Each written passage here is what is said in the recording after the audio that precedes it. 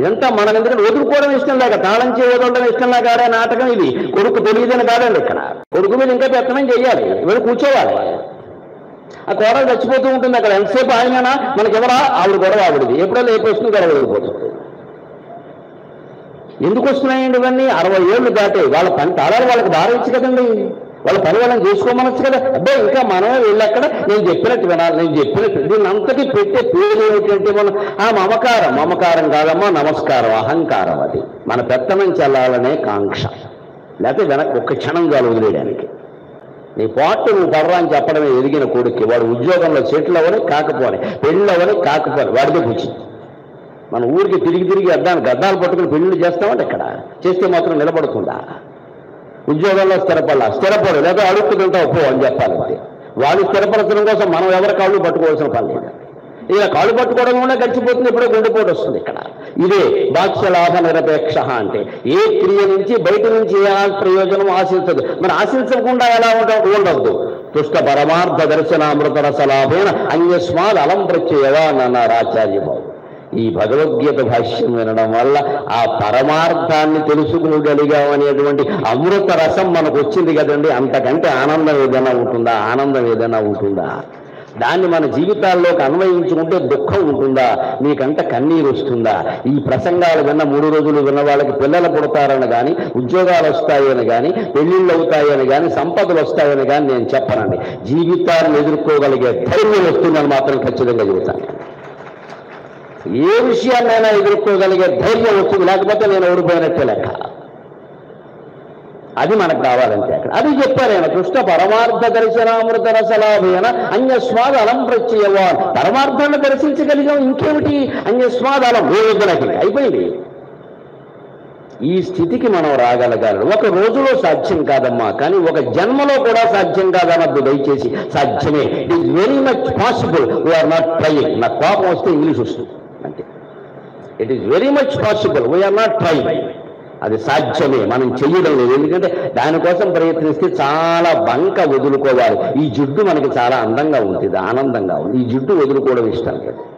ఆ జిడ్డు వదల్చడానికే శంకర జయంతి ఉత్సవాలు, ఇంతమంది చేత ప్రవచనాలు. అది మనం అర్థం చేసుకుని జాగ్రత్తగా వెళదాం. ఎందుకంటే స్థితప్రజ్ఞ అంటే అది ఏదో అతీతమైంది, జన్మాంతరాల సుకృతం, 1000 జన్మలు, ఇంతంత డైలాగులు చెప్పద్దు. అంతేం లేదది. ఏ పని చేసినా బయట నుంచి ఏ ప్రయోజనమో ఆశించకు.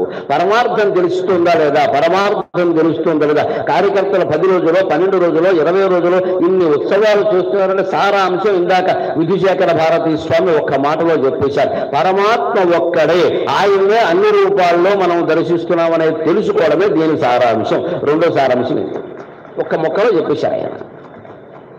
దానికోసమనే దృష్టిలో పెట్టుకోవాలి. కానీ నిన్న బజ్జీలు వేశారు, వేళ వేస్తారో వెయ్యరో. నిన్న కాజాలు వేశారు, వేళ వేస్తారో వెయ్యరో. అన్నీ బాగున్నాయి కానీ సమయానికి అని ఏదో పెట్టారు ఇక్కడ వంక. ఎంత కష్టం కార్యక్రమం నిర్వహించడం. ఈ మొత్తానికి సారాంశం పరమార్థ దర్శనం. ఇప్పుడు స్థితప్రజ్ఞులు కాని వాళ్ళు ఎవరండి? మీరందరూ అవ్వచ్చు, మనం అందరూ అవ్వచ్చు. మన ప్రయత్నం మనం చేయాలంటే. ఈ స్థితప్రజ్ఞుడు కావడానికి అడ్డం వస్తున్నదేమిటో 3వ అధ్యాయంలో పరమాత్మ చెబుతున్నాడు. దానికి అద్భుతమైన వ్యాఖ్యానం రాస్తారు భగవత్పాదులు. మనం విందాం. 3వ అధ్యాయం కర్మయోగంలో ఇంద్రియాలు ప్రవర్తించే విధానాన్ని గురించి, మనం ఏ రకంగా గోతులో పడుతున్నామనే విధానాన్ని గురించి, అసలు ఈ గోతులో పడ్డం అనే ప్రక్రియ ఎక్కడ మొదలైంది, ఆ పాయింట్, ఆ చుక్క గురించి కృష్ణుడు చెబుతాడు. ఇంద్రియస్యేంద్రియస్యార్థే రాగద్వేషౌ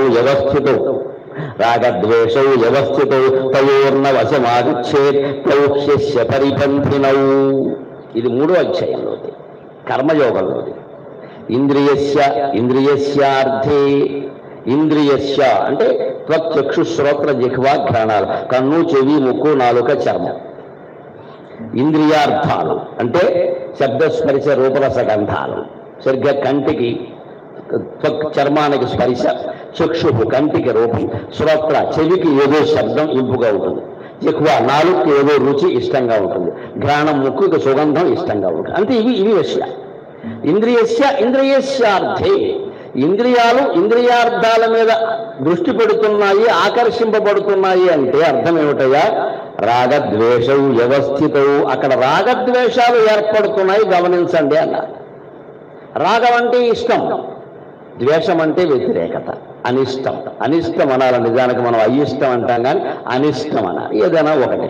రాగద్వేషాలు, ఎప్పుడు మనం ద్వేషం లేకుండా ఉండాలి అంటాం, చాలా పొరపాటు మాట. ద్వేషం లేకుండా ఉండాలి అంటే రాగం కూడా లేకుండా ఉండాలి. వ్యతిరేకత మనకి లేకుండా ఉండాలి అంటే ఇష్టం కూడా వదిలేయాలండి. ఇష్టాన్ని వదిలిపెట్టకుండా అయిష్టాన్ని వదిలిపెట్టడం సాధ్యం కాదు. సుఖ దుఃఖాలు, శీతోష్ణాలు, ఏదో ఇలాంటి ద్వంద్వాల్లో ఒకదాన్ని వదిలిపెట్టి ఒకదాన్ని పట్టుకుంటే లాభం లేదని మొత్తం రెండూ వదిలేయాలి. పుణ్యపాపాలు కూడా అంతే. మనం గుళ్ళోకి వెళ్ళి ఏమంటామంటే పాపాలు పోగొట్టే పుణ్యాలు పోగొట్టమని ఎవడు ఎందుకు కదా అడగదండి. ఎంత స్వార్థం మనకి, దేవుణ్ణి ఎంత లోకు పెట్టాం మనం. పుణ్యాలు పాపాలు రెండూ మనమే చేశాం. వీళ్ళు ఏమంటున్నాం పాపాలు పోగొట్టు అంటే దేవుడు వెంటనే రామచంద్రమూర్తి సీతాదేవి కేసు చూసి నవ్వు నవ్వుతాడు, ఎంత అమాయకుడు నన్ను లోకు పెట్టేశాడు, వీడు చేసిన పాపాలు నేను పోగొట్టాడట, పుణ్యాలు మాత్రం వీడు అట్టి పెట్టుకుంటాడట. అందుకోసం నాకు కొబ్బరికాయ ఇచ్చాడు. ఇక్కడ వీడు కొబ్బరికాయకే.